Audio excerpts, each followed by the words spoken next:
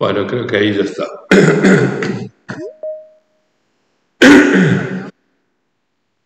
Bueno, entonces comenzamos hoy en la antepenúltima reunión del año. ¿Sí? ¿Me querías decir algo? No, está bien, la antepenúltima. Ah, ok, antepenúltima reunión.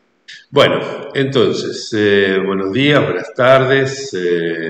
Estamos en una situación un poco improvisada aquí en la EOL, la sala C en lugar de la D, porque hoy supuestamente no había actividades en la escuela, pero gentilmente nos han dejado utilizar. Bueno, conversábamos recién en la previa acá, qué extraña idea acerca del síntoma y de su relación con el inconsciente, qué queda del inconsciente. Yo estoy tan sorprendido de a dónde conduce esta elaboración conjetural, digamos, porque siempre digo, especulemos aquí, si toma algún valor es porque sea más útil clínicamente, que nos oriente mejor para la práctica. Que siempre tomo las cosas que vamos desarrollando aquí, algo que no es por su ética intrínseca que las adopto, solamente por su coherencia lógica, que es importante, sino por utilidad práctica. Bueno, entonces al final de la vez pasada, pues, al igual que algunas sesiones anteriores, pusimos cierta atención sobre la atención y Cintia Daiván comentó que podía aportar algo vinculado con el pie que larga, nota el pie de Freud al comienzo del yo y el ello, esto de 1923. Así que creo que para que quede en continuidad con lo que estoy viendo, me parece mejor que empiece Cintia con Paró, que va a hablar de esa nota y dijo del texto, digamos, cerca, y luego proseguiremos con citas más bien, las dos o tres últimas reuniones. Así que, Cintia, te escuchamos. Queremos escucharte bien. Perfecto, espero, si no me escuchan, avísenme. Yo había recordado simplemente que, ¿se escucha ahí? Sí. Muy bajito, la verdad. Tal vez tengas que subir un poco el volumen de tu voz. Sí. ¿Ahí se escucha? Mejor. Gerardo, pero Sí. probá sea tu dispositivo, porque yo la escucho bien. No, pero a ese... A vos te escuchamos perfecto, no la escuchamos a ella. Ah, Gracias por el comentario. A ver, Cintia. Bueno, ¿ahí me escuchás? No, tal vez podamos hacer otra cosa. Voy a llamar por teléfono a ver si del celular se escucha mejor. Apago aquí tú podrías apagar tu micrófono. A ver. Yo me prendo la tablet. Te llamo ahí, ¿podés responder? A ver, pará.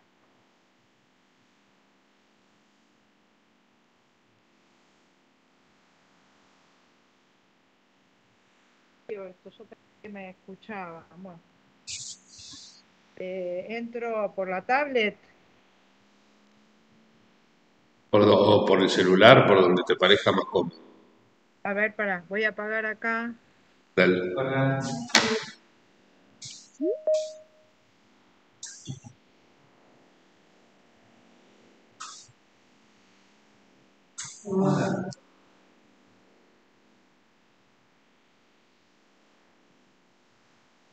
¿Ahí me escuchás? Se escucha perfecto. Ah, Sí, bueno. sí, el Entonces, problema entonces era eso. Listo, ya está. entonces Resuelto. voy con la tablet. Ahí va. Listo, ahí Bueno, está.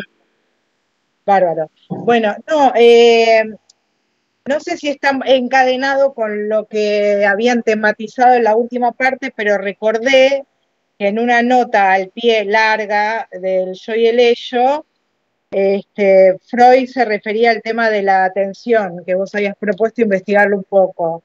Dado que allí está debatiendo con los filósofos de la conciencia, hice una especie de disquisición para poder contextualizar un poco a qué viene esa nota. Lo que me había interesado del capítulo es que allí se pueden ver como dos tesis respecto a la conciencia. ¿Sí? Es decir, por un lado, Freud comienza diciendo que el psicoanálisis, estoy en la página 15 del Yo y el Ello, dice que el psicoanálisis no puede situar a la conciencia en la esencia de lo psíquico, sino que se ve obligado a considerar la conciencia como una cualidad de lo psíquico que puede añadirse a otras cualidades o faltar. Es decir, en esta primera tesis respecto a lo que está planteando acá Freud, que sitúa que la conciencia no es la esencia de lo psíquico, y acá produce una desidentificación respecto a lo que sostienen estos filósofos con lo que está discutiendo, respecto a la identidad de lo psíquico con la conciencia, y al mismo tiempo desustancializa, ¿sí?, a la conciencia, das Bewusstsein, por eso después se va a referir a Bewusstsein como separado, y no como una entidad sustancial, y la va a reducir a una cualidad, ¿no?, o a un estado de lo psíquico.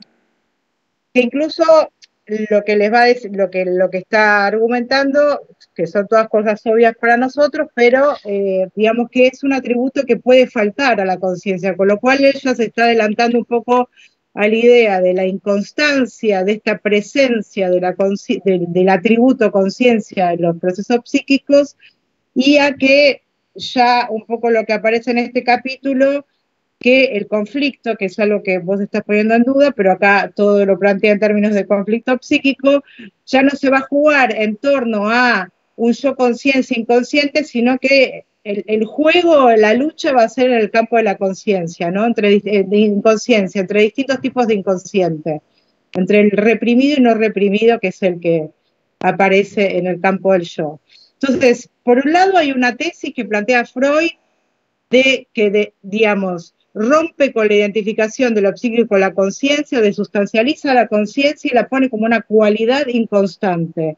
Pero al mismo tiempo aparece otra tesis que la pone a la conciencia como la única certeza inmediata que existe en lo psíquico, que eso va a ser como el cierre de la nota que ahora me voy a referir, que dice que si uno sostiene lo que sostienen estos filósofos, arruinan, al no considerar la diferencia entre lo psíquico consciente y consciente, arruinan que la única certeza inmediata que existe en lo psíquico.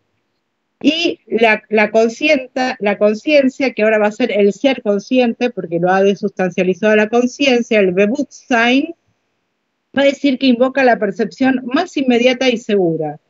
Entonces, me voy a referir, espero que brevemente, a estas dos tesis. Por un lado, a esta desustancialización de la conciencia que la reduce a una cualidad o un estado que puede faltar y que rompe la identificación entre lo psíquico y lo consciente, eso por un lado. Y la segunda cosa es que, sin embargo, la conciencia es la única certeza inmediata que tenemos y es la percepción más inmediata y segura. Respecto a la primera premisa, ¿no?, que es lo que está acá debatiendo con los filósofos de la conciencia, él dice, bueno, si nuestra premisa, que así empieza el texto, es la diferencia entre lo consciente y lo inconsciente, que es la antorcha que tenemos para guiarnos en esta psicología de la oscuridad, dice Freud, la premisa de estos filósofos es esta igualación entre lo psíquico y lo consciente. Y dice algo interesante acá, porque dice, la idea de algo psíquico que no sea consciente es inconcebible, les parece absurda y la descarta, dice acá en la página 15. Es decir, que algo sea psíquico y no esté acompañado de la conciencia les resulta inconcebible. Y eso es un poco lo que sostenía Kant. Voy a hacer como referencias filosóficas, porque está dentro del debate filosófico, por eso no sé si aporta mucho a la clínica, pero bueno, Kant en la crítica de la razón pura decía que el yo pienso tiene que poder acompañar todas mis representaciones. De lo contrario, sería representado en mí algo que no podría ser pensado. ¿Sí? Es decir, el yo pienso, el Ich denke, tiene que acompañar cada una de estas representaciones. Y entonces dice, si una representación en mí, digamos, que no fuese acompañada por el yo pienso, sería o bien imposible o al menos nada para mí. Es decir, que si el yo pienso no acompañara cada representación que está en mi psique o alma, eso sería algo del orden de lo imposible o nada para mí. Ahora bien, entonces, digamos, el Ich denke, si no acompaña, es un poco lo que decía Nietzsche, ¿no? Bueno, el yo como una categoría inventada, como una hipótesis, como una síntesis construida, y entonces él dice, bueno, ¿por qué decir yo pienso? El pensar, uno piensa sin el yo, es denk, dice, ¿no? El yo piensa. Y lo interesante de Nietzsche es que no transforma el es denk o este ello en una sustancia, como podría ser el das es en Freud. Él lo que va a decir es que es solo una hipótesis, una metáfora, una interpretación, y en los términos de los escritos póstumos, Nietzsche plantea que sería como una ficción reguladora o un error útil. ¿Por qué un error útil? Porque al reconocerlo como un error, sea tanto al yo o a la conciencia o al alma o a Dios, etcétera, al reconocerlo como un error útil, está reconociendo que tiene una utilidad explicativa. Y en ese sentido, también el inconsciente es un error útil, uno podría decir, una función lógica, regulativa. Porque recordaba acá en el texto de algunas lecciones del psicoanálisis que Freud lo que dice es la psicología es conjetural como la física, ¿sí? Es decir, supone las fuerzas básicas con que opera. Y después en el articulito de metapsicología del inconsciente también dice que el supuesto psicoanalítico de la vida anímica, es decir, por un lado está debatiendo con los filósofos, que no le reconocen su premisa básica de esta distinción, pero al mismo tiempo el mismo Freud está reconociendo que su premisa básica está basada en una conjetura. Eso por un lado. Por el otro lado, Freud, en las notas al concepto de inconsciente, que es de 1912, pero es la referencia de nota al pie acá, con lo cual es un texto de referencia de lo que me toca comentar, cuando él va a definir qué es la conciencia, él dice, el único sentido que le voy a dar a la conciencia es el de percatarme. Y ese es un texto que lo escribe en inglés, entonces dice...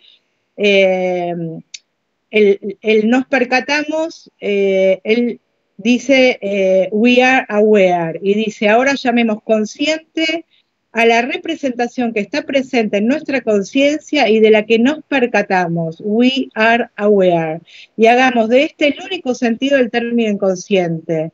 Es decir, que por lo que yo entiendo por conciencia, que es un término puramente descriptivo, porque en Freud no hay metapsicología de la conciencia, y acá es un problema pequeño en el que me quiero detener en esta falta de teorización respecto a la conciencia de Freud, una falta de la metapsicología respecto a la conciencia, es el siguiente, porque si él plantea que para estos filósofos el inconsciente es un problema, lo que yo querría plantear es que para Freud la conciencia es un problema. Porque para decir que yo me percato de algo o no me percato de algo, tengo que estar suponiendo no la mera conciencia, sino que tengo que trazar la diferencia entre conciencia y autoconciencia.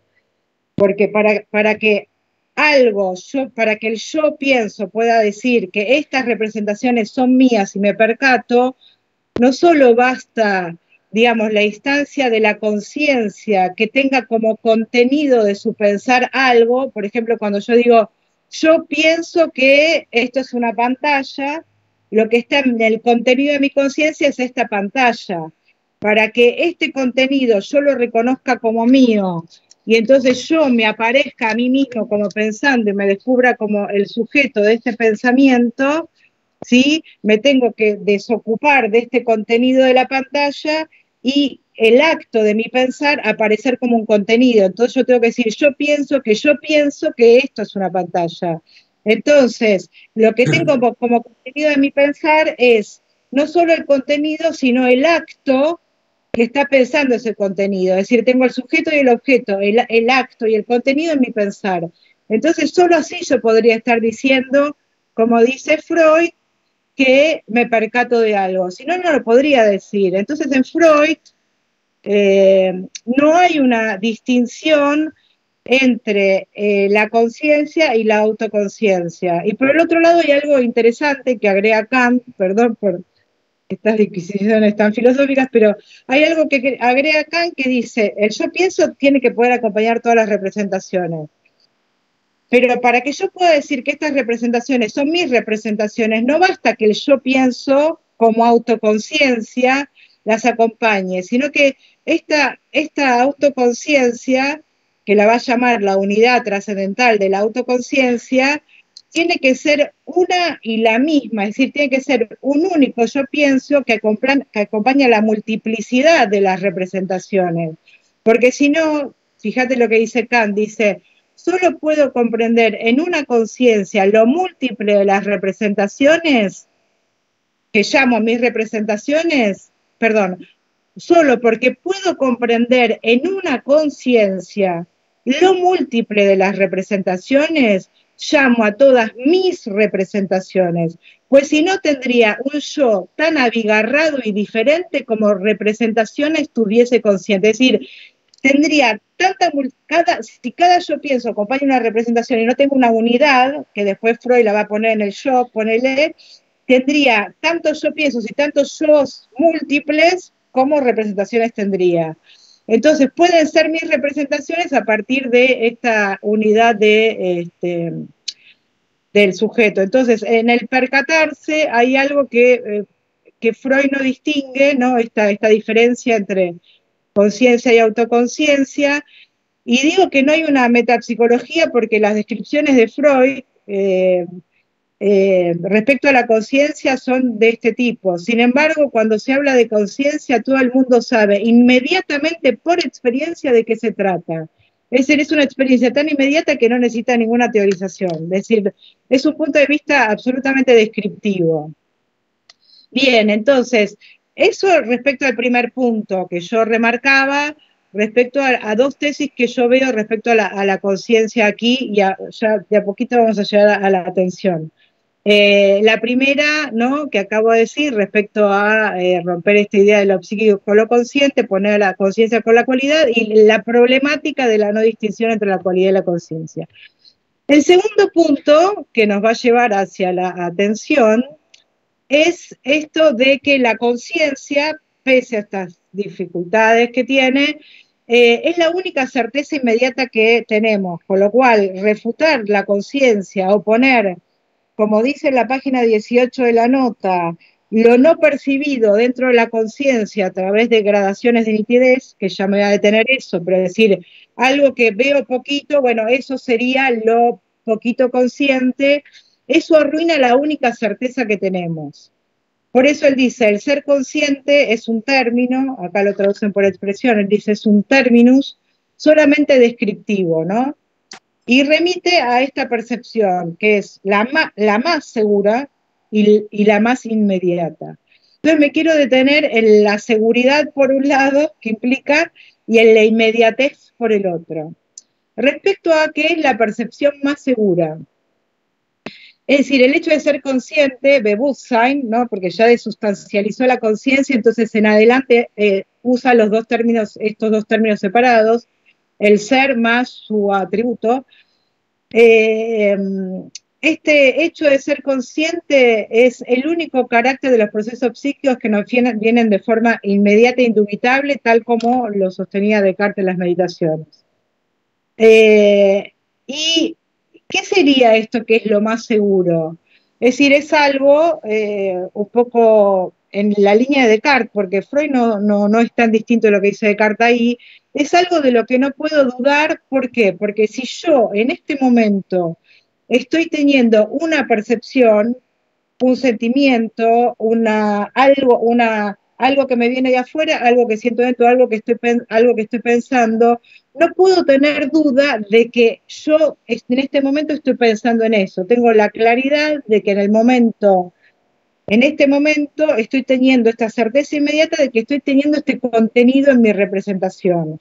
Y entonces, aunque estuviera loco, aunque haya un genio engañador, aunque todos los contenidos de mi representación fueran falsos, aunque no tenga la certeza de lo que estoy pensando, tengo una adecuación en el mundo y la adecuato intelectus rei esté rota, porque los contenidos no los puedo asegurar que están afuera, pero tengo la absoluta certeza de que que estoy pensando, esté loco o no, cogito ergo sum, esté loca o no, cogito ergo sum. Es decir, aunque no tenga ninguna certeza, el mundo no exista, sea un sueño de un sueño borgiano, cogito ergo sum. Entonces, esa es un poco la idea de la seguridad, ¿no? Que está planteada acá un poco en la certeza inmediata y segura.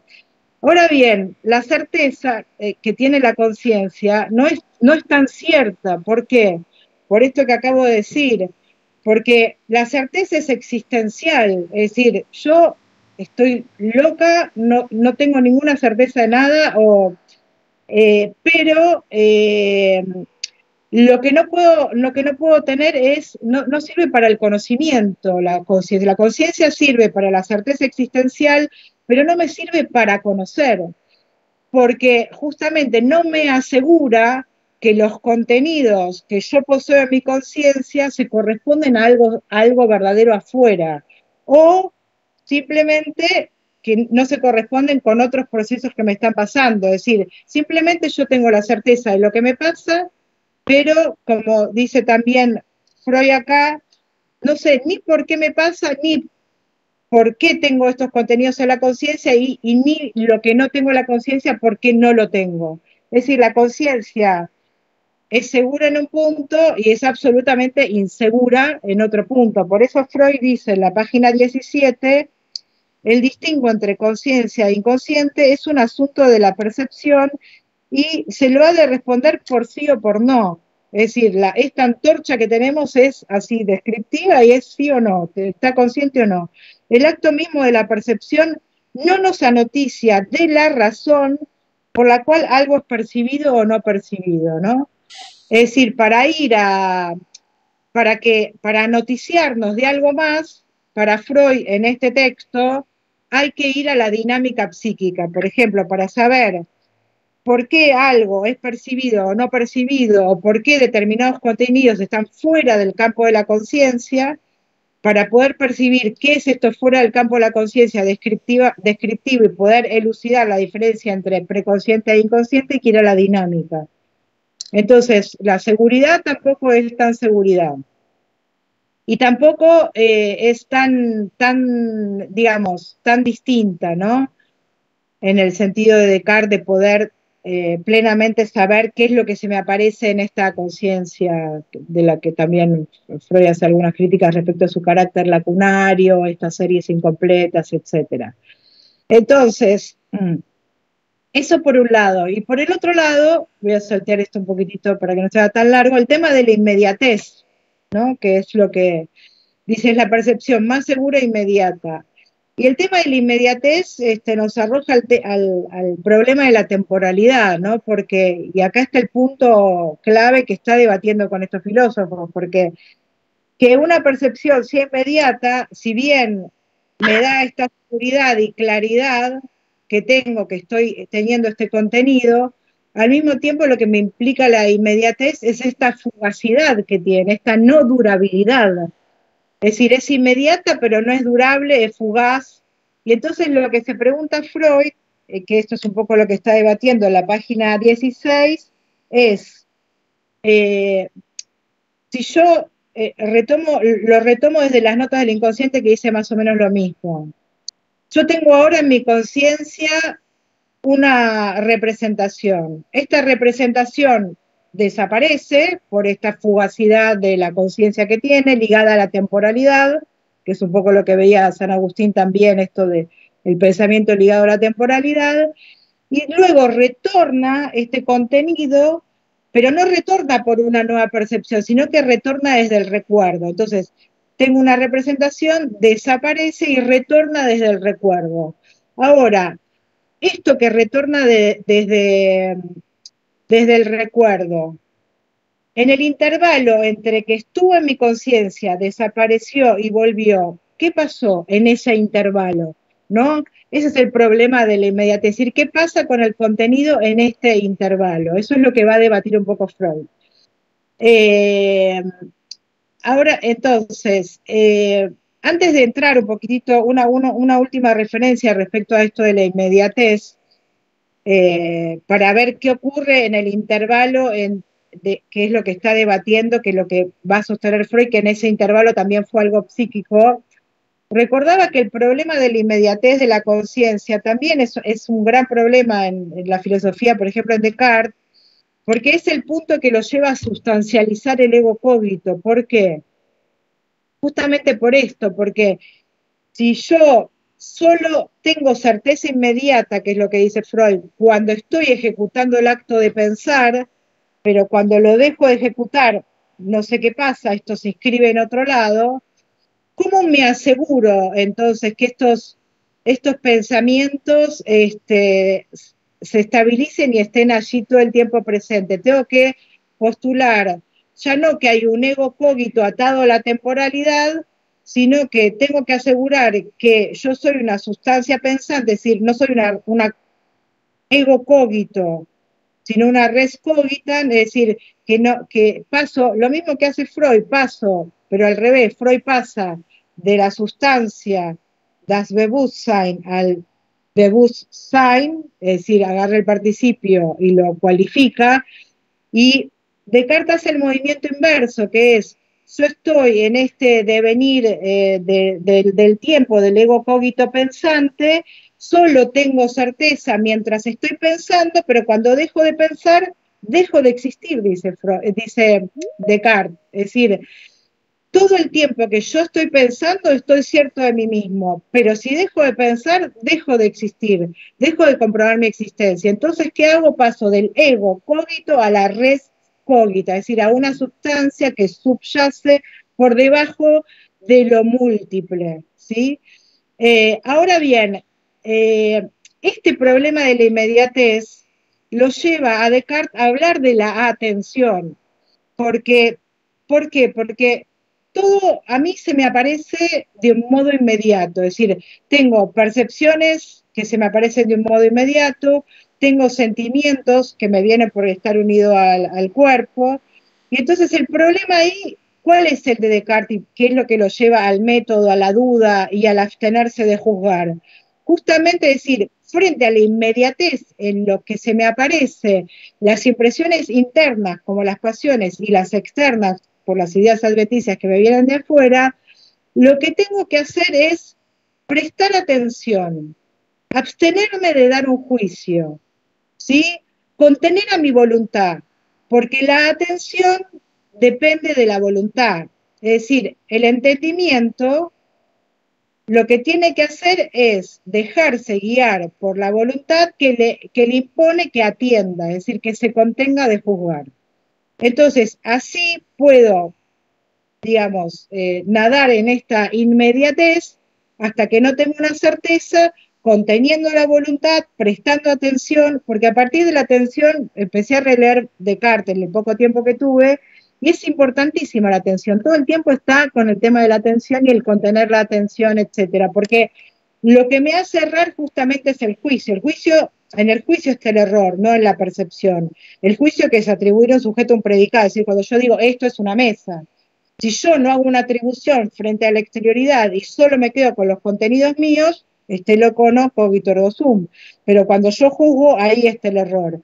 Y la facultad del asentir, del negar, del afirmar, es la voluntad. Y la voluntad también dice, presta atención acá, no juzgues, detenerte, duda de todo metódicamente hasta que llegues a la verdad. Y una última cosita que dice Descartes antes de pasar a la discusión de Freud, es que él dice, frente a esta inmediatez, ¿cómo hago para retener algo en la memoria y que no se me fugue? esto está en las pasiones del alma. Y él dice, hay dos cosas. Uno, aplicando la atención y la reflexión, es decir, que la voluntad mande a mi entendimiento a prestar atención a algo que se me está apareciendo, es un modo de retener algo en la memoria. Y otro modo es la pasión, es decir, cuando yo pongo, invisto, que no es un término de Descartes, un pensamiento con la pasión, la hago durable, ¿sí? Porque lo que Descartes sostiene en las pasiones del alma, que todas las pasiones son útiles porque fortalecen y hacen durar en el alma los pensamientos, solamente son malos cuando conservan algo que no conviene que se conserve, es decir, hay algo que se conservó y no quisimos, o cuando se conserva más de lo necesario, es decir, las pasiones hacen conservar los pensamientos, pero a veces más de lo necesario y a veces cosas que no quisimos. Entonces, eso es algo que permite retener algo, la atención y la pasión. Entonces, yendo a Freud, volvemos a esto que decía, ¿qué pasa en el intervalo? Tengo una representación, desaparece de la conciencia, reaflora desde lo que retuve y puse en la memoria, reaflora, no como una nueva percepción, sino como recuerdo. ¿Qué ocurrió en el intervalo? Entonces Freud dice algo que a mí me parece súper interesante, que está en la página 16, que dice, entre tanto ella era, puntos suspensivos, no sabemos qué. Yo no recuerdo ninguna definición de Freud con puntos suspensivos de esta magnitud, es decir, entre tanto ello era, puntos suspensivos, no sabemos qué. Podemos decir que estuvo latente. No es decir, para Freud, volviendo a este tema nietzscheano, pero que está en Freud respecto a, es una hipótesis, una conjetura, no sabemos qué, lo llamamos susceptible de conciencia, ¿no? También en este nivel conjetural se maneja Freud en las notas cuando dice, no podemos formular conjetura alguna sobre la forma en que pudo haber existido mientras estaba presente en la vida anímica y era latente en cuanto a conciencia. Es decir, la forma en la que pudo haber existido no sabemos. Es decir, es una hipótesis, una ficción lógica, un error útil suponer esto para nuestra teoría. Entonces, aquí vienen estos filósofos a decirle a Freud, a ver, en ese intervalo, y ahora ve la nota, hice este rodeo para la nota, en este intervalo no era nada psíquico, le dicen. Y entonces ahí formulan la idea esta de la teoría de los grados de nitidez, ¿no? Que sería un poquito esta, la comento para no leerle que no sea tan largo. Digamos, hay contenidos conscientes que lo son de modo vívido, ¿sí? Claros y distintos, como diría Descartes, y hay contenidos conscientes que son más débiles. ¿Por qué son más débiles? Porque no tienen interés, porque no se les ha prestado suficientemente atención y entonces no tienen fuerza. Estos contenidos débiles, pero que están en la conciencia, pero de los que no me percato del todo, serían los que usted, Freud, está llamando inconscientes, pero que en verdad son contenidos psíquicos conscientes. Entonces, lo que Freud acá está diciendo es, bueno, si formulamos esto y me metés todo en la conciencia, también lo no percibido, me estás arruinando mi única certeza inmediata, la percepción más segura que tengo. Entonces, ahí es cuando ellos dicen, si nosotros le hubiésemos prestado la atención suficiente, se volverían claros y veríamos cuán conscientes son. Y un poco lo que está diciendo Freud a lo último de la nota es, bueno, esto no lo dice, pero uno puede decir, para lo latente puede que vaya la atención, que funcione, es decir, vos me decís, che, ¿qué acabas de decir? Ah, dije esto, bueno, presté atención, fui a los contenidos preconscientes, los traje, los repongo con mi atención, pero para el inconsciente, en el sentido dinámico, que va a ser el reprimido, Freud dice que no basta un acto de atención y dice, justamente porque aún en el caso que le prestáramos, primero que a lo no atendido, a lo no percibido, no se le, digamos, cómo prestarle atención a algo que está fuera del campo de la conciencia, ¿no? Y por el otro lado, lo que con esto concluye Freud, dice, esto que está fuera del campo de la conciencia porque ha sido desalojado por una fuerza, para que devenga hay que justamente trabajar sobre lo dinámico y sobre esa fuerza de la resistencia, que es lo que vos también estás criticando, para que devenga consciente. Y aún, aunque devenga consciente prestándole toda la atención debida del caso, no es reconocida como tal, es desconocida y es vista como ajena, es decir, no es vista como el yo pienso que acompaña esta representación, sino que no hay un yo pienso ahí, hay un algo que se me aparece como ajeno. Entonces, un poquito la idea última de aquí sería ver, bueno, qué pasa con la cura y la atención, cuál es el rol que tiene que tener el paciente respecto a, hay que prestar atención, no hay que prestar atención, la atención, hay una atención que es distinta del analista en lo que vos estabas hablando la vez pasada, que es este suspenso que está ahí, y el paciente solo tiene que hablar libremente y no hay algo del orden del prestar oído, del atender, del fijarse, del detenerse. Bueno, hay un par de cosas acá que se podrían trabajar en esto último. Y bueno, y la última cosita que habría que rastrear en Freud es la atención en relación a algo que también vos que te querés sacar de lado, así que no lo menciono mucho, que es más desde el punto de vista dinámico como sobrecatexis y contracatexis, ¿no? Que son otros lugares donde aparece la atención. Y en un último lugar donde rastreé la atención en este breve tiempo que preparé esto, es en el caso de los lapsus, ¿no? Es decir, desaparece la atención y la inhibición y eso hace que el lapsus pueda emerger. Eso está en psicopatología de la vida cotidiana. Esto lo menciono nada más porque vos en la última parte de la clase, cuando hablabas de algo muy bizarro, que no me acuerdo de un lapsus, respecto al lapsus, ahí Freud trabaja, ¿no?, el tema de la atención y la inhibición en relación a la eventualidad de la aparición de un lapsus cuando desaparece la atención. Eso sería como la última referencia. Bueno, así que eso, perdón, es un poquito largo. Un segundo que...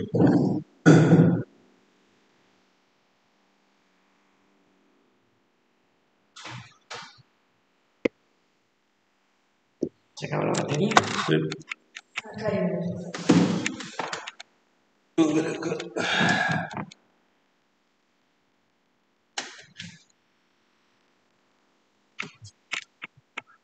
No, parece como si no tuvieran corriente estos. ¿Te desconectó la compu? Espera, ¿eh? Ah, estaba apagado el transformador. A ver ahí. Sí. Bueno, te agradezco mucho, Cintia, el recorrido que hiciste. ¿Está bien ahí? Sí. Bárbaro, gracias. Bueno, hay dos cosas que me gustaría retomar para pasar.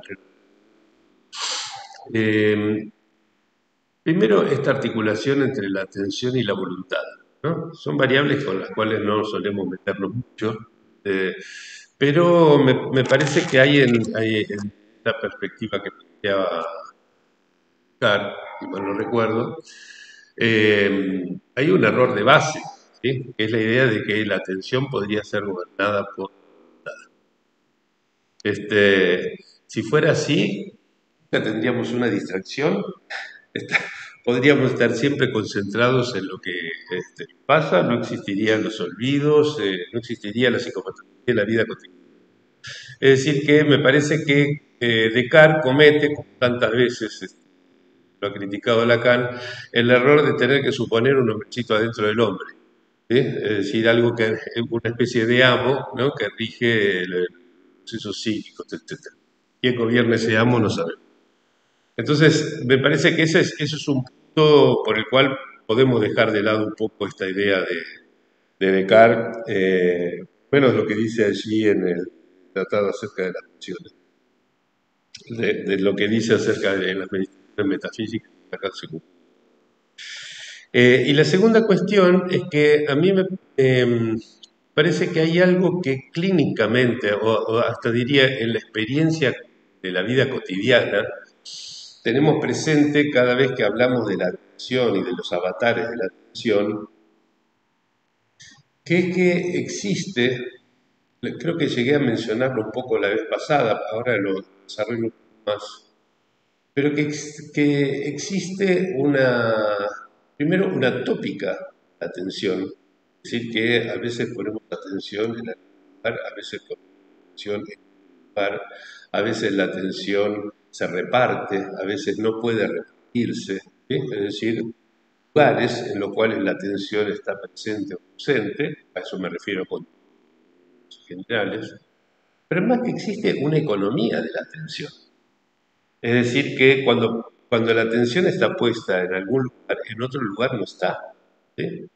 Es decir, si yo estoy pensando cómo resolver determinado problema, ¿sí? Y me habla mi esposa acerca de cosas que ella estaba pensando, muchas veces yo respondo como una especie de piloto automático porque todavía la atención está allí. Y a veces digo qué cosa bueno, en esa cosa ridícula que aparece allí hay algo que no corresponde ni a la voluntad ni a la atención, ¿sí? Y sin embargo funciona. Es decir, que es como si hubiera una especie de interacción entre un discurso, que es el discurso que estoy manteniendo en el momento en el que hablo, pienso y centro mi atención, y otros discursos que pueden estar deflectados, interactuar con este, etc. Por lo tanto, me parece que además de existir una tópica de la atención y una economía de la atención que es evidente, puede ser que exista una dinámica de la atención. Es decir, del mismo modo que hace unos años, cuando trabajábamos la cuestión de la economía de los goces, ¿sí? Vimos que había una tópica de los goces que Lacan desarrolla a lo largo de varios años hasta presentarlo en la tercera, que existía una economía de los goces que es heredera de la punto de vista económico freudiano ya presente desde el proyecto, existía una dinámica de los goces que es la que introduce las distintas formas de la interpretación de la experiencia. Bueno, quizás haya que pensar también una metapsicología, es decir, tópica, dinámica y economía, ¿sí? de la atención desde esta perspectiva, ¿sí? Y me parece que el punto más desafiante de esto sería pensar en una dinámica, ¿sí? Una dinámica de atención. Bueno, ahí habría que ver cuál es la variable del juego, etcétera. Me parece que sea equivalente a la de los goces, ¿no? Ahora voy a pasar la palabra a alguien principal. Pero bueno, me interesa pensar en esta cuestión de la economía por algunas cuestiones que estoy viendo al principio acerca del inconsciente, su relación con Lacan, que voy a retomar un poco más adelante. Pero bueno, no quiero acaparar la palabra. Hay alguien que quiere participar. José Caballero. Sí, podría abrir la cámara y el micrófono. José.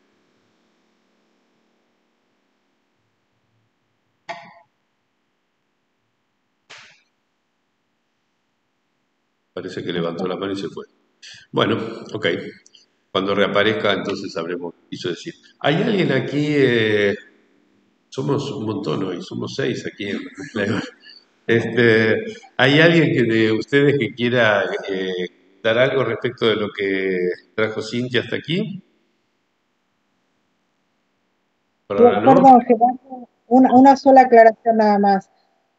No me interesa meterme en Descartes, pero para Descartes la voluntad es más compleja, porque yo también me pierdo, me distraigo por prestar la atención o decir, no es solo que siempre me marca el camino correcto, justamente hay una perdición de la voluntad, ¿no? Es decir, simplemente eso, es nada.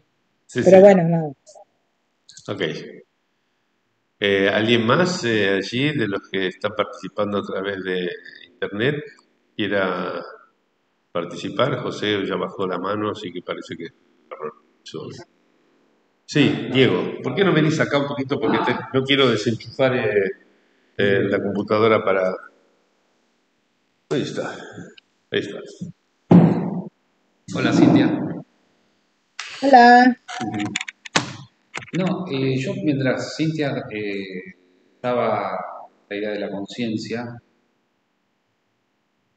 poniendo la atención, valga la redundancia, en la atención, no, me preguntaba cómo ligar tanto la conciencia con el síntoma.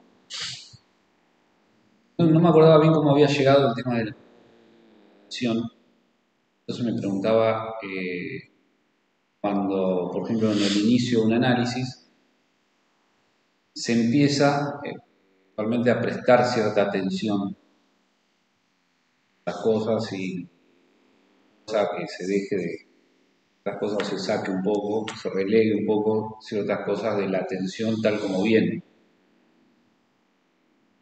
Está como muy presente la atención, síntomas, y también la cuestión de la atención flotante, digamos, libremente flotante.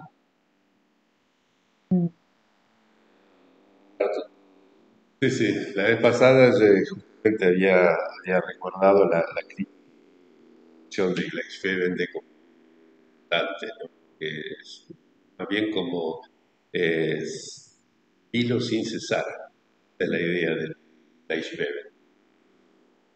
No para de estar en suspense, ¿no? Como una película de acción, un thriller, ¿no? Es esa la idea. Se escucha. Correría más atención. Yo, para mí la atención es como una definición psicológica. ¿Una qué? Definición más perteneciente a la psicología. Sí. Freud no la presentó. De hecho, hay un artículo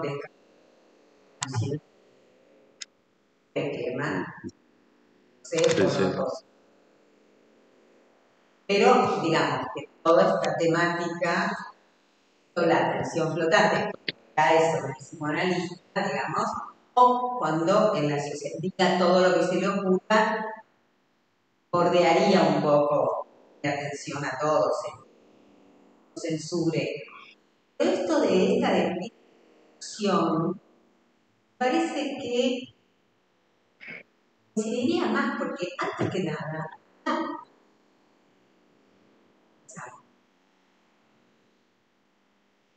la atención casi es como eso, estar como en vilo de lo que estamos mal, nos equivocamos todo el tiempo, y ahí tratamos de agarrar eso, vamos del S1 al S2 o hacemos algo con la letra. Trabajamos, hacemos la trama con el signo. Se me arma más, o quizás, cómo sacar presión de todo este andamiaje piano, ya, pero digamos, de lo poco que Freud trajo atención, porque inclusive de la atención flotante, casi nosotros trabajamos, si era la línea de Freud, nosotros nos entrenamos. La formación analista es una suerte de entrenar la atención, digamos, sacar propio, eso que se cuela, pero no puedo, parece que sería como novedoso, a partir del hecho de que hablamos, no pensar esto que mantener en pie, esto que aparece en hilo, es como un peligro inminente, sea a la palabra misma, perturba lo que hace nuestro. Sí, sí.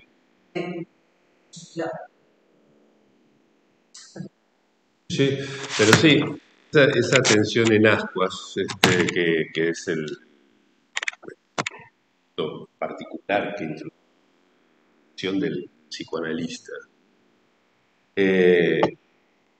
Yo pienso que hay que ponerlo en serie con lo que dice en ese escrito, el Labs, ¿no? El prefacio a la edición inglesa del seminario 11, ¿no? Porque lo que dice Lacan ahí, que solamente en el momento que el lapsus no tiene el más mínimo alcance de sentido o interpretación, solo ahí estamos seguros de estar en el inconsciente. ¿Sí? Basta con que le prestemos atención para salir de ahí. Eso es lo que dice. ¿Sí? O sea, ese inconsciente que sería el inconsciente del lapsus sin ningún sentido, sin ninguna interpretación, es muy interesante. Allí estamos seguros de estar en el inconsciente. O sea que es una definición de un inconsciente que está fuera de la transferencia. ¿Sí? Porque en la transferencia tenemos la interpretación, ¿no? Nosotros son inseparables, son como dos caras de la misma moneda. Es un inconsciente no transferencial, por eso me parece que está muy bien llamarlo, porque más adelante Lacan dice el inconsciente, es decir, lo real. ¿Sí? Miller hizo toda una elaboración al respecto, hablando de la diferencia entre el inconsciente real y el inconsciente real. Yo pienso que es útil para pensar justamente qué relación tiene el inconsciente transferencial con el síntoma tal como lo estamos trabajando. Un poco la inquietud que traía Lili antes de la reunión de hoy. Porque el sentido y la interpretación es muy claro Lacan, que deja fuera de ese inconsciente real, es el sentido y la interpretación. No deja fuera del inconsciente real el significante o la letra o lo que fuera, sino el sentido y la interpretación. Entonces, yo creo que yo me animo, al principio puse un poco no sé si se llega a ver ahí en el pizarrón, ¿sí? Medio chiquitito, pero bueno, estamos en una situación precaria hoy. Pero me parece que a esta altura del partido, por lo que venimos discutiendo, quizás valga la pena ensayar una inversión del sentido de la flecha, por lo menos de una de las flechas que veníamos trabajando en este esquema heredero de la discusión de la clase del enero de 1900. ¿Sí? Porque estamos viendo varias cosas. ¿Sí? Primero, al comparar esa clase con la primera clase del seminario 21, ¿sí? Vimos que no podíamos presuponer la preexistencia de un significante, uno, en el inconsciente, para afirmar que entonces el síntoma toma el significante que ya está en el inconsciente y lo escribe por medio de una letra. ¿Sí? Porque, en verdad, la operación de lectura es anterior a la delimitación de las unidades significantes. ¿Sí? Esto es lo que podemos decir con esta herramienta, es que Lacan termina de resolver el problema del equívoco que Saussure no pudo resolver en su tratado de lectura. La operación de lectura preexiste a la delimitación de las unidades lingüísticas. Esta es la expresión de Saussure en el apartado correspondiente. Es decir, tiene que haber una operación de lectura, al menos en el sentido de un recorte del flujo fónico, ¿sí? Para que sea posible de allí delimitar unidades lingüísticas. Una vez delimitadas esas unidades lingüísticas, se podrán componer de maneras diversas, ¿sí? con las funciones de la metáfora y la metonimia para producir significaciones. Pero el orden es primero el flujo fónico, el orden lógico, pero el flujo fónico, luego la operación de lectura, en tercer lugar la delimitación de las unidades significantes que permiten constituir la cadena significante como tal, ¿sí? y recién a partir de allí la asignación de sentido y significación a permanente. ¿Sí? Entonces volvemos a R6, ¿sí? Y decimos, no, pero entonces puede haber un significante que preexista a la operación de lectura. ¿Sí? ¿Y qué es lo que haría la operación de lectura? Ahí invertimos la flecha y decimos el síntoma podría ser el aparato de lectura. ¿Sí? Quiere decir que... ¿Cómo? Con la transferencia. Vamos a ver. Vamos a ver. Para eso es que traje el escrito de Lacan del prefacio. ¿Sí? Vamos a ver si es con la transferencia o no. ¿Sí? ¿Por qué? Pienso en voz alta. ¿Sí? Pienso. No es necesario que exista transferencia alguna para que haya de una experiencia de goce una réplica inicial. En el sentido que lo fuimos viendo en el tiempo. ¿Sí? Y una réplica indicial es un modo de escritura. ¿Sí? Es un modo de escritura que se caracteriza por su permanencia. ¿Sí? Puede modificarse, pero perdura en el tiempo. ¿Sí? Sobre la base de esa réplica inicial, es decir, sobre la base de esa escritura de una experiencia de goce, es posible que ocurran un montón de cosas. Vimos, por ejemplo, la constitución del fantasma, la constelación del objeto, en fin, ¿no? Pero es sobre la base de una primera escritura. ¿Sí? Si esa primera escritura, ¿sí?, se enlaza con esas letras, ¿sí?, con las cuales opera el síntoma, ¿sí?, entonces podríamos decir que ese síntoma se torna legible. ¿Sí? Solamente si se enlaza con esas letras, ese conjunto de letras, ¿sí?, que son una instancia absolutamente inconsciente, pero que no requiere de la transferencia, porque no supone la existencia de sentido alguno. Es como los Bo, los Eli, los Señor, etcétera, con los que juega Freud en Psicopatología de la Vida Cotidiana, en el caso de Señor. Ahora bien, supongamos que ese síntoma anudado, esa réplica inicial anudada en una letra, permite la operación de recorte de un significante algo. ¿Sí? Que sería el principio de la elaboración del inconsciente, ¿sí?, el principio de la articulación de ese S1 con un S2, etc. Para eso sí, por supuesto, necesitamos la interpretación, es decir, la transferencia, es decir, el analista. ¿Sí? Solo allí en ese momento. ¿Sí? Pero ese es el inconsciente transferencial. ¿Sí? Ese inconsciente que tiene, donde existe el sentido y la interpretación. Ese sentido y esa interpretación, la pregunta fundamental, o lo que planteaba Lili al principio, ¿formaban parte del síntoma o no? ¿Sí? Lo que estuvimos explorando este año es la posibilidad de pensar que ese sentido y esa interpretación son añadidas al síntoma, ¿sí?, como una manera de manipularlo, ¿sí?, por supuesto, en la experiencia analítica, en la transferencia, y que el efecto terapéutico que pudo haber tenido ese tipo de interpretaciones que daban sentido, ¿sí?, y que hemos estudiado, por ejemplo, en las conferencias de Freud, ¿sí?, esto es una conjetura, pero podría ser el hecho de que permiten hacer legible el síntoma y por lo tanto manipularlo en el nivel del equívoco, que es lo único que rompe el síntoma. ¿Sí? Es decir, poder trabajar la relación de esa réplica inicial con una letra distinta de la letra primera que insiste en la repetición sintomática.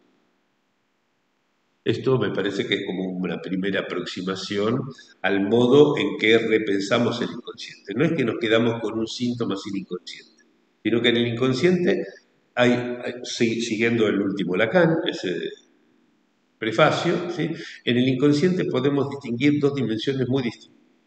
Una que podemos llamar el inconsciente real, y en esto nos ponemos a tono con las últimas cosas elaboradas por Miller, cuando estudia el último Lacan, etcétera, el ultimísimo Lacan, es decir, un inconsciente real que sería el lapsus sin sentido ni interpretación, sin ningún alcance de sentido ni interpretación. ¿sí? Y luego un inconsciente transferencial que, por supuesto, está anudado al sentido de la interpretación y a la invención del psicoanalista. ¿Sí?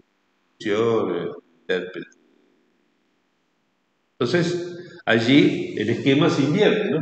Yo digo, bueno, es el síntoma como aparato de lectura, ¿sí? El síntoma como aparato de lectura lo que permite recortar un par S1, S2, ¿sí? Donde el significante, ¿sí? Que es leído, digamos, que es recortado por el síntoma, es el S1 y forma parte del inconsciente real. ¿Sí? Mientras que todos los S2, elucubración de saber, interpretación que da sentido, etc., todo eso forma parte del inconsciente transferencial. ¿Sí? Sí. ¿Perdón? Claro, si incide sobre el inconsciente real ese trabajo. Sí, sí, la idea es que justamente al poder articular ese sentido, es como agregarle algo que parece inmanejable, le agregamos algo que permite manipularlo. ¿Sí? La transferencia es lo que permite manipular ese inconsciente real. ¿Sí? Pero al manipularlo, ¿para qué? Para equivocar. ¿Sí? No sé si respondí a la pregunta. ¿Sí? Perdón, Gerardo, lo que no entiendo es por qué llamarlo lapsus, porque el lapsus no es para quien lo escucha o en esa diferencia entre lo que estaba allí en ese inconsciente y lo que emerge, es decir, ¿por qué llamar lapsus a eso que está allí en el inconsciente real, por un lado? Sí, está Y bien. por el otro lado, No es necesario quedarse con esa, es un ejemplo, es lo mismo que en el seminario 24 llama imprévu, ¿sí? Es como un tropiezo en ese nivel, ¿sí? De la relación entre el significante y la letra. ¿Sí? Imprévu es eso, es un tropiezo, ¿sí? Podría ser un acto fallido, puede ser un lapsus, en fin, puede ser eso que llamamos la formación en el inconsciente. Lo importante es que los despojamos del sentido y la intencionalidad, ¿sí? Y nos quedamos con la operación que liga entre sí una letra con un significado. ¿Cuál era la otra es cuestión, decir, Cintia? allí donde no está la atención, está el inconsciente también. Eso es una pregunta, por eso que me pareció interesante interrogar un poco la función de la atención. No creo que, digamos, me gustó mucho la discusión que trajiste, pero creo que el saldo que nos deja es que aún no sabemos lo que es la atención. ¿Por qué es que introducir la atención en ese lapsus, ¿sí? Que no tiene el alcance de sentido ni interpretación, ya nos lleva en dirección a la verdad mentirosa, que es un poco el planteo de Lacan en ese escrito?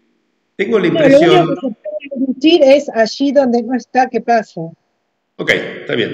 Sí, sí, pero eso es más el problema de saber qué definimos por inconsciente, en definitiva. ¿Sí?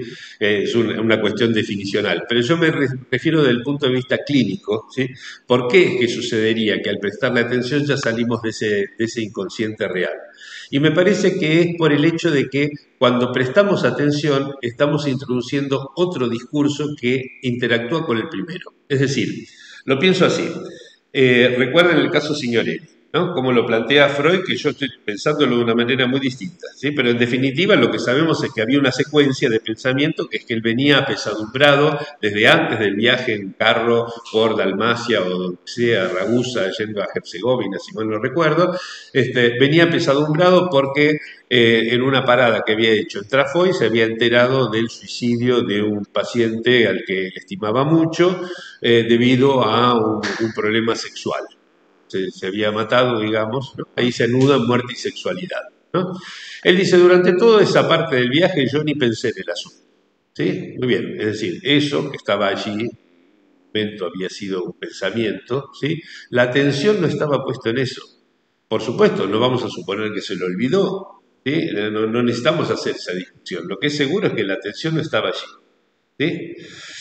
Cuando él empieza a hablar acerca de los frescos de Orvieto, ¿sí? En ese momento había habido un par de antecedentes que eran las costumbres de los turcos, que aceptaban muy fácilmente la muerte y la enfermedad, y luego las costumbres de los turcos que no aceptaban nada fácilmente los problemas de la pérdida del goce sexual. ¿Cierto?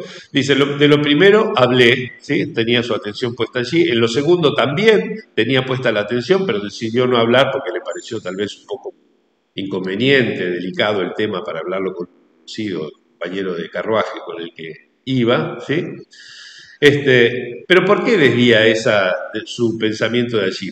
Dice, desvió la atención, ¿sí?, de eso, porque eso lo iba a llevar a recordar los sucesos penosos del paciente que se había suicidado.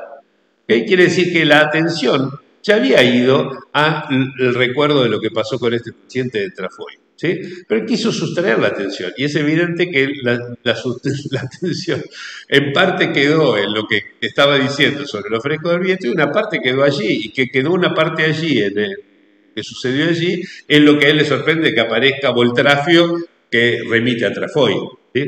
Entonces hay que pensar de otra manera, me parece, problema del olvido de Signorelli, ¿sí? Y yo lo que propuse, digamos, era pensar, bueno, todo el tiempo se está jugando con la delimitación de unidades lingüísticas y con la traducción posible de una lengua a otra a partir de esa delimitación. O sea, hay que leer el olvido de nombre propio Signorelli con la herramienta que trae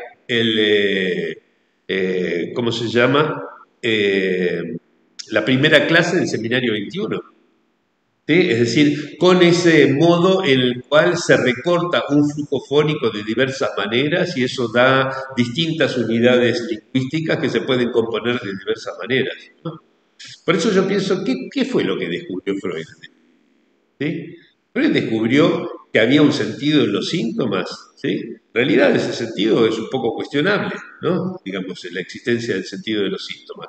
Pero lo que es indudable es que descubrió que los síntomas estaban sostenidos por esta relación entre el significante y la letra, y eso podemos darlo por seguro. Es el gran descubrimiento freudiano, ¿no? Yo un poco pienso, no me acuerdo si llegué a mencionarlo en alguna reunión anterior, pero me da la impresión de que Freud Colón, ¿no?, que descubrió algo sin... Pensó que había llegado a las Indias. ¿Eh? Pensó que había llegado a las Claro, Indias. pensó que había llegado a las Indias y en realidad había descubierto América. Yo pienso un poco que es así, digamos que el inconsciente freudiano es un poco guananí, ¿no? Que es el nombre de la primera isla donde desembarcó Colón, ¿no? Si fuera algo que él enganchó con todo lo que se pensaba en el romanticismo alemán acerca del inconsciente, con sus ideas sobre la neurología, con su gusto por los mitos, etcétera, y con ese mundo de sentido que él encontró analizando sus sueños, etcétera. Pero que, digamos, eso fue el punto de apertura, llegó, encontró ese territorio, etcétera, pero yo creo que Lacan no hizo solamente con esto un jardín a la francesa, digamos, de la selva freudiana a hacer un jardín a la francesa. Me parece que dijo, esto no es la India, esto es América, que es otra cosa, y voy un poco en esa dirección. Y creo que por eso es que termina Lacan diciendo que esta imbévue, ¿sí?, pretende ir más lejos que el umbebus freudiano. ¿Ok? ¿Sí? Me parece que hay que pensarlo en ese sentido. Bueno, a ver, tenemos bastante tiempo como discusión y acá creo que retomamos un poco el espíritu de lo que veníamos discutiendo antes. No sé si quieren intervenir.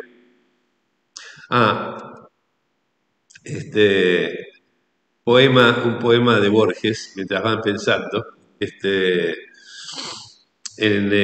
un poema del año 81, año muy importante para mí, porque fue el año en que se murió Lacan, el año en que conocí a Miller. En el año 81 publicó un libro que se llama La Cifra, que incluye un poema llamado La Dicha, que termina diciendo: todo sucede por primera vez, pero de un modo eterno. El que lee mis palabras está inventándolas, ¿no? Y eso de que el que lee mis palabras está inventándolas tal vez nos sirve como para pensar la operación freudiana. ¿Okay? Me acerco un poco, mientras van pensando, siempre cuando llega esta época del año, llega un implacable mail diciendo que para los que quieran dar seminarios el año próximo tienen que enviar su propuesta antes de la fecha tal. Y por supuesto yo nunca tengo la menor idea de qué voy a hablar la semana siguiente, menos aún de qué voy a hablar el año próximo. Pero se me ocurrió algo a la luz de varias cuestiones así que tienen que ver con el nivel del tipo analítico y en particular de esto último, bajando acerca de la tópica dinámica y economía de la atención. Más algunas cosas que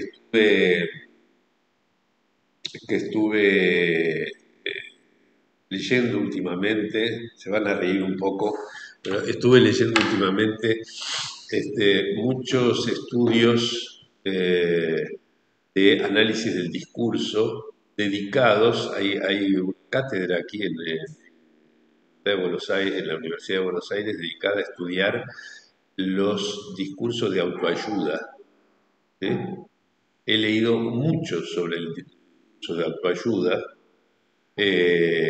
porque hay un fenómeno que ellos tienen clarísimo, digamos, que han detectado ya hace muchos años, que es el hecho de que el discurso de autoayuda está reemplazando en el imaginario cultural del discurso psicoanalítico. ¿Sí? Y entonces están estudiando desde el punto de vista discursivo, ¿sí? Cómo es que sucede ese desplazamiento.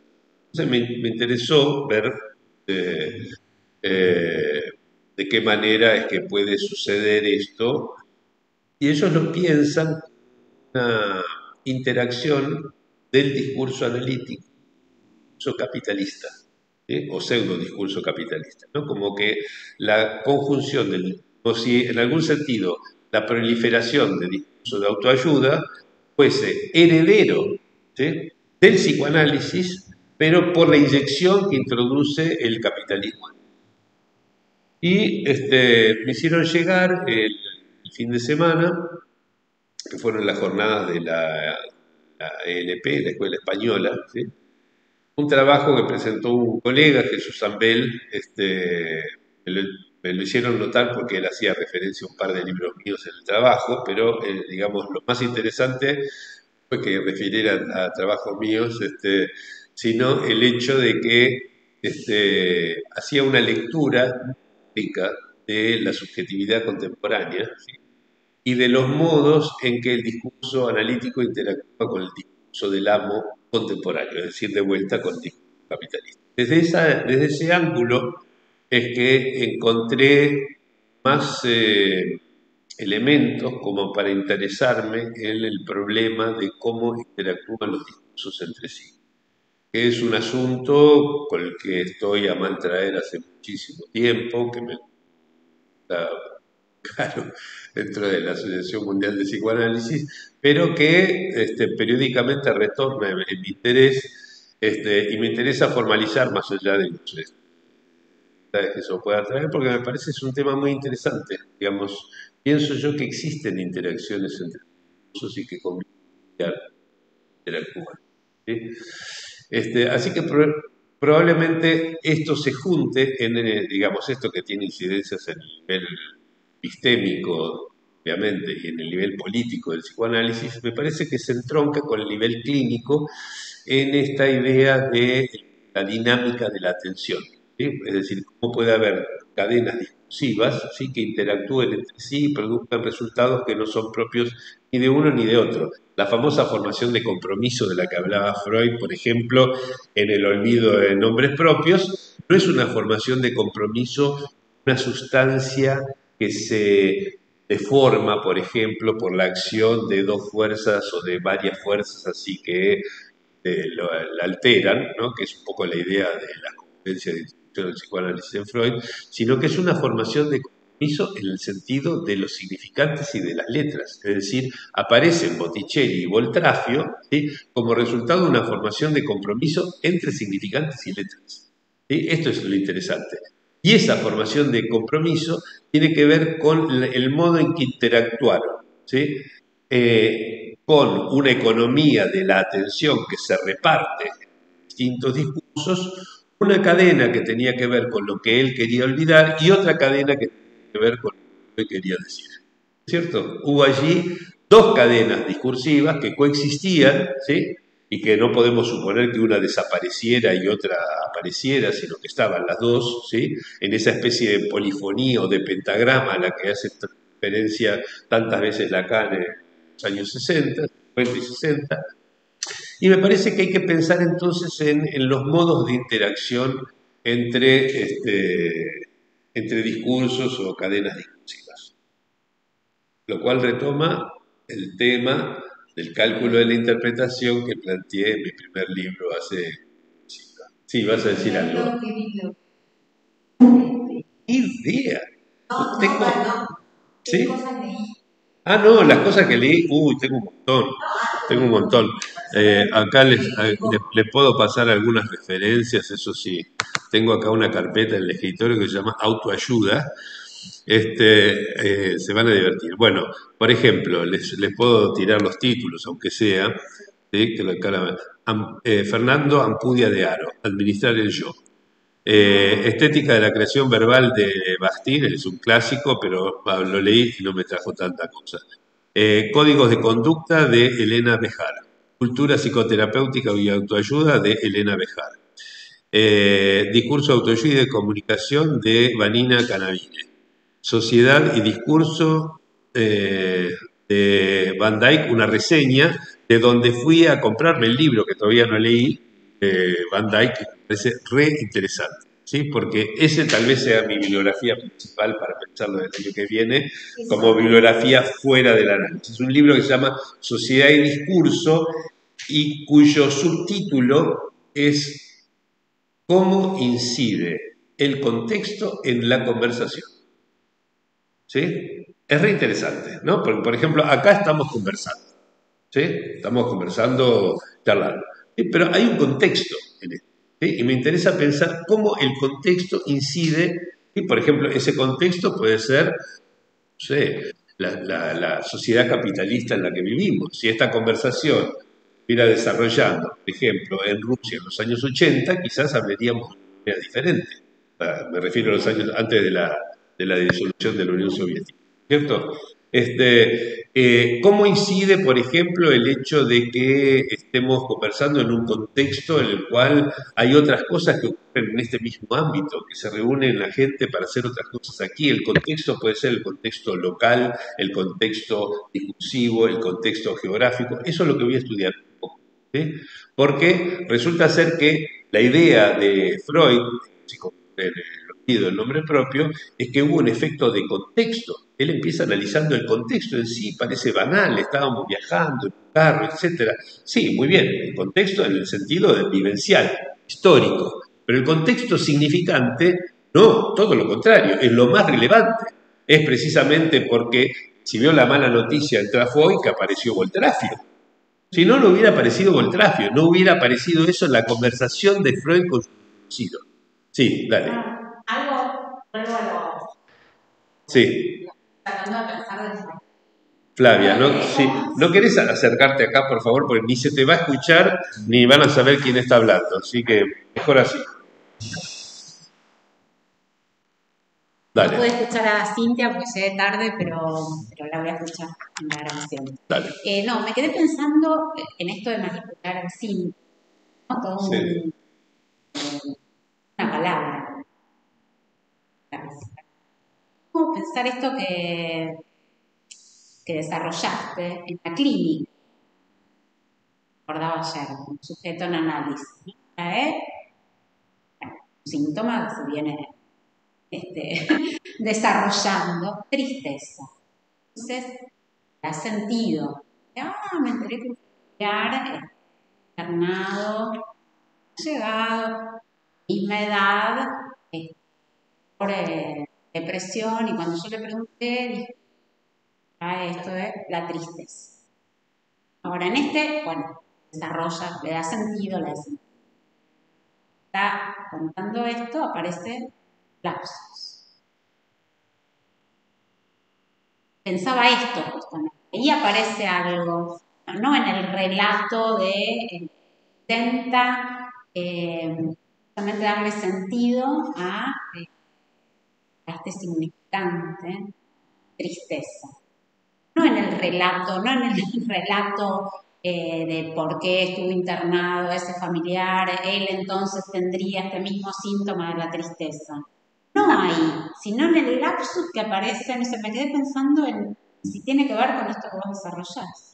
Pienso que sí. Me hizo acordar además un caso que estuve discutiendo en Bariloche ahora el otro día, gracias. Como forma de manipular, no sé, digo, exacto. ahí recién. Sí. Sí, pensaba, por ejemplo, en una discusión de un caso clínico en Bariloche, sobre el cual no voy a decir nada respeto al paciente, digamos, pero donde había dos significantes que insistían, ¿sí? Uno definía un objeto y otro definía una acción ilegal, ¿sí? Es todo lo que voy a decir al respecto. Eh, y esa acción ilegal podía recaer sobre ese objeto, ¿sí? Entonces, había cierta alarma de pensar que este paciente, un adolescente, pudiera meterse en actos ilegales, peligrosos, etcétera, por todo eso.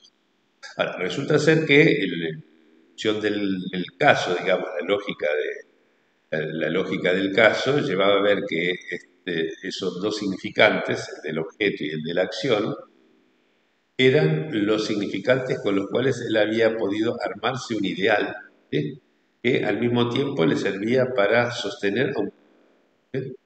Y por lo tanto había que manipular los síntomas que tenía este muchacho, que eran síntomas leves, digamos, y no, sobre la base de tomar estos significantes como tales, ¿sí? Es decir, no pensarlos en el sentido de la significación que toman en la vida cotidiana, sino tomarlos como significantes solos, ¿sí? Es decir, significantes que podían hacer cadena, pero que solos, significantes cortados de la cadena, tienen el estatus de letra, ¿sí? Y eran las letras con las cuales este muchacho había creado lo que era un padre, la imagen de lo que era, ¿no? Entonces me parece que es esta la idea de cómo se puede utilizar la construcción de sentido, ¿sí? Para manipular el síntoma, ¿sí? O no, ¿sí? Aquí era lo que imposibilitaba a su analista, ¿sí? Manipular el síntoma, porque le daba a esos significantes una significación que los leía como si fuera a cometer una acción ilegal, etc. Lo interesante de la discusión que se produjo fue, tomándolos como puros significantes, hay otra manera de ver el síntoma. ¿Verdad? Este es el punto, ¿sí? Que no requiere darle sentido, ¿sí? ¿Okay? No requiere darle sentido, sino que se apoya en la lógica del significante, la lógica de la relación de ese significante con otros significantes en la construcción del caso.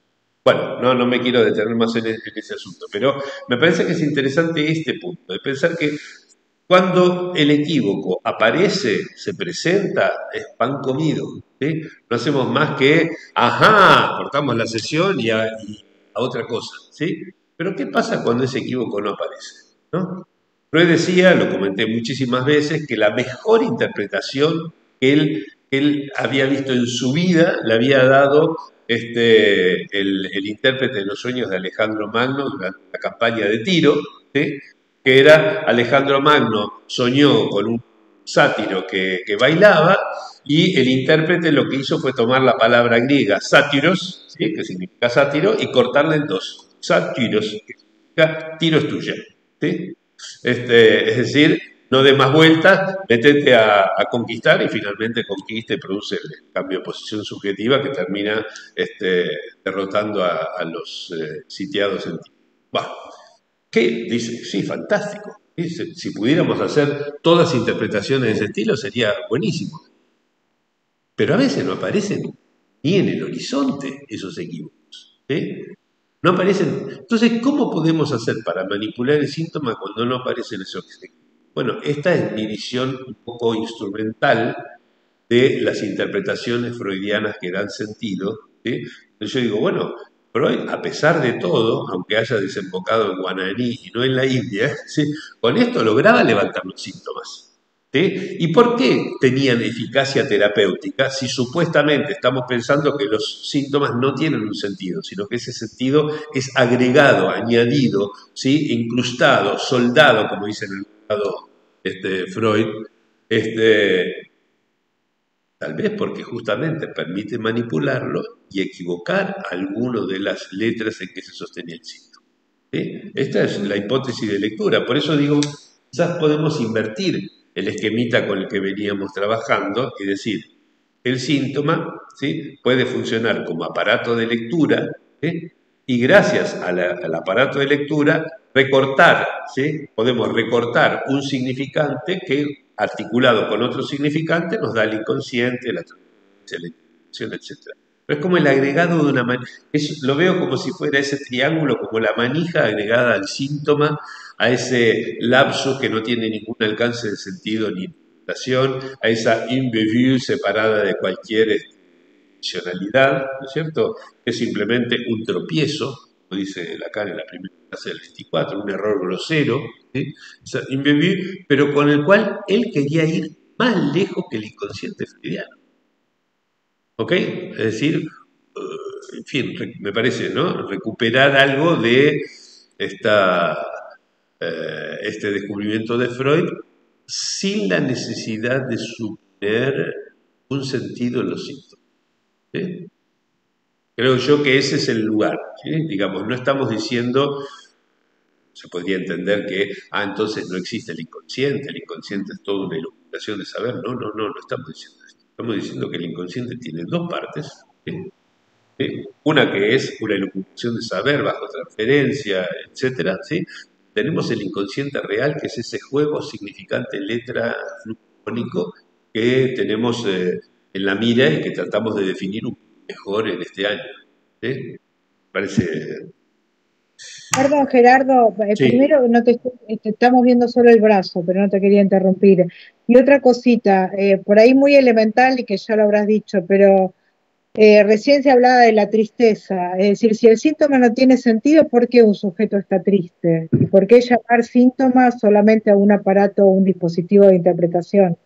Sí, bueno, lo que pasa es que justamente si pensamos en el hecho de que existen esas combinaciones diversas de significantes y de letras, esos modos, digamos, en que se relacionan entre sí los significantes y las letras, que son las interpretaciones, en el sentido amplio del término, son lo que modifica, es lo que da la dinámica a la economía y lo que hace que algunos goces se incrementen y otros se pierdan. Y cuando se pierde, por ejemplo, el goce del sentido, eso puede ser desesperante perder el sentido de las cosas. Cuando se pierde el goce de la vida, ¿para qué vivir? Se pierden los dos y nos queda solamente el goce fálico, que mueve el capitalismo. ¿Por qué hay tal proliferación de suicidios en el mundo si no es precisamente esa convicción? Entonces, me parece a mí que, digamos, esto no invalida, sino que al revés refuerza la idea de que es la interpretación lo que dinamiza la economía de los goces, ¿no? Y por lo tanto, no hay goces y goces, evidentemente no es lo mismo una operación significante letra que otra, ¿no? Bueno, nos tenemos que terminar la hora. Les agradezco mucho participar, especialmente a Cintia por el trabajo que para preparar para hoy. Y los invito, la próxima vez vamos a tener un trabajo de Marco, que está muy interesado por el cierre de la cartera, pero que va a tener tiempo de presentar algo la próxima vez. Creo que Diego también, me parece que quizás Clarisa probablemente también, o sea que va a ser un participativo. Y la última reunión del año ya la reservo para voy a tratar de hacer en lo posible, crear una especie o inventar una carretera principal del recorrido de este año que tiene tantas vueltas. Bueno, muchas gracias por la presencia, la compañía y nos vemos la semana que viene. Chao. Chao.